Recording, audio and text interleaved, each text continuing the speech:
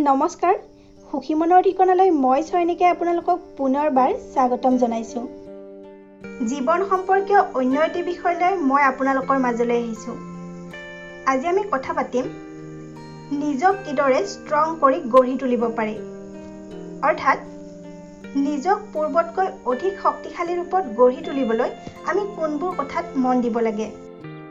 মই নিজৰ জীৱনত প্ৰয়োগ কৰা কেইটামান কথা আজি আপোনালোকৰ লগত শ্বেয়াৰ কৰিম। প্ৰথম কথা, নিজক শক্তিশালী ৰূপত গঢ় দিবলৈ হ'লে আমি আমাৰ দুৰ্বলতাখিনি বিচাৰি উলিয়াব লাগিব। যদি আমি নাজানোৱেই যে আমাৰ দুৰ্বলতা ক'ত, তেন্তে আমি নিজক শক্তিশালী কেনেকৈ কৰিম? আমি নিজকে পৰীক্ষা কৰি থাকিব লাগে যে কোনবোৰ কথাত, কোনবোৰ দিশত আমি দুৰ্বল। যদি আপুনি নিজৰ দুৰ্বলতাখিনি বিচাৰি পায়, তেন্তে আপুনি নিজকে শক্তিশালী কৰাৰ পথত প্ৰথম খোজটো দিয়া বুলি ধৰি ল'ব পাৰে। যিবোৰ কথাৰ সঁচাকৈ মূল্য আছে, সেইবোৰ কথাত মনটো কেন্দ্ৰীভূত কৰি ৰাখক। ধৰক আপুনি গান গাই ভাল পায়, গতিকে আপোনাৰ গানৰ প্ৰতিভা কিদৰে বিকাশ কৰিব পাৰি সেই কথাতহে গুৰুত্ব দিয়ক। যদি আপুনি ভাবি থাকে যে আমি একেলগে কাম আৰম্ভ কৰিছিলোঁ, তাই ইমান দূৰ আগবাঢ়ি গ'ল আৰু মই পিছ পৰি ৰ'লোঁ, এইবোৰ কথাৰ পৰা সদায় দূৰত থাকক। এনেবোৰ কথাই মনটো ভাঙি পেলায় আৰু কৰ্মশক্তি হ্ৰাস কৰে। ভুল হ'লে কেতিয়াও নিজৰ মনটো দুৰ্বল কৰি পেলাব নালাগে যে মোৰ দ্বাৰাই কিয় ভুল হ'ল, মোৰ দ্বাৰাই কিয় বাৰে বাৰে ভুল হৈ থাকে। আমাৰ জীৱনত এটা ভুল হোৱা মানে নতুন এটা শিক্ষা লাভ কৰা। গতিকে ভুল হোৱাটো কেতিয়াও নিজৰ দুৰ্বলতা বুলি নাভাবিব। ভুলে মানুহক সবল কৰে, যদিহে পিছলৈ সেই ভুলৰ পুনৰাবৃত্তি নহয়। ভুল হোৱা মানে এটা ভুল জীৱনৰ পৰা মাইনাছ হোৱা আৰু এটা নতুন শিক্ষা প্লাছ হোৱা। আমাৰ জীৱনৰ লগত কি হৈ আছে সেইটোৰ ওপৰত আমাৰ কণ্ট্ৰল নাথাকে, কিন্তু আমি তাত ৰিয়েক্ট কেনেকৈ কৰোঁ তাত আমাৰ সম্পূৰ্ণ কণ্ট্ৰল থাকে। গতিকে জীৱনৰ সৰু ডাঙৰ সকলো চিটুৱেশ্যনতে আমি পজিটিভলি আগবাঢ়িব লাগে। যিকোনো সমস্যা হ'লে আমি ভাবিব লাগে যে সমস্যা কেৱল মোৰ জীৱনতে অহা নাই, পৃথিৱীৰ হাজাৰ হাজাৰ লাখ লাখ মানুহ সমস্যাত ভুগি আছে। প্ৰকৃতিয়ে সময়ে সময়ে নিজৰ ৰূপ সলাই থাকে।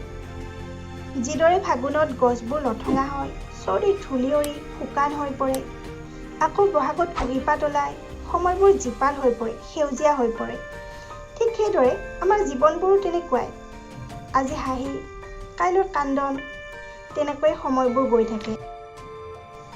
আমি বিভিন্ন সফল ব্যক্তিৰ জীৱন কাহিনী পঢ়িলে জানিবলৈ পাওঁ, সেই ব্যক্তিসকলে বিভিন্ন সমস্যাৰ মাজেৰে আগুৱাই গৈ সেই স্থানত উপনীত হয়। আনকি সেই স্থানত উপনীত হোৱাৰ পিছতো জীৱনত কিবা নহয় কিবা সমস্যা থাকে। গতিকে আমি পজিটিভ মন এটা লৈ সমস্যাসমূহৰ মুখামুখি হ'ব লাগে। মনটো পজিটিভ কৰি ৰখাৰ ফলত আমাৰ জীৱনত ঘটা ঘটনাসমূহৰ সৈতে মুখামুখি হ'বলৈ আমি যথেষ্ট শক্তি পাওঁ আৰু অধিক উৎসাহ উদ্দীপনাৰে আমি নতুন দিন এটিক আমাৰ জীৱনলৈ আদৰণি জনাব পাৰোঁ। বন্ধুসকল, এনে সৰু সৰু কথাবোৰত গুৰুত্ব দি আমি নিজৰ দুৰ্বলতাসমূহ আঁতৰাই নিজকে পূৰ্বতকৈ অধিক সফল ব্যক্তি হিচাপে গঢ়ি তুলিব পাৰোঁ।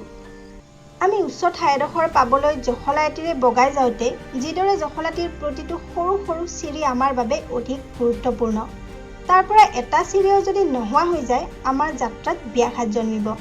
ঠিক সেইদৰে সফলতাপূৰ্ণ জীৱন এটি লাভ কৰিবলৈ আমাৰ জীৱন যাত্ৰাত এনে সৰু সৰু কথাবোৰৰ গুৰুত্ব অধিক।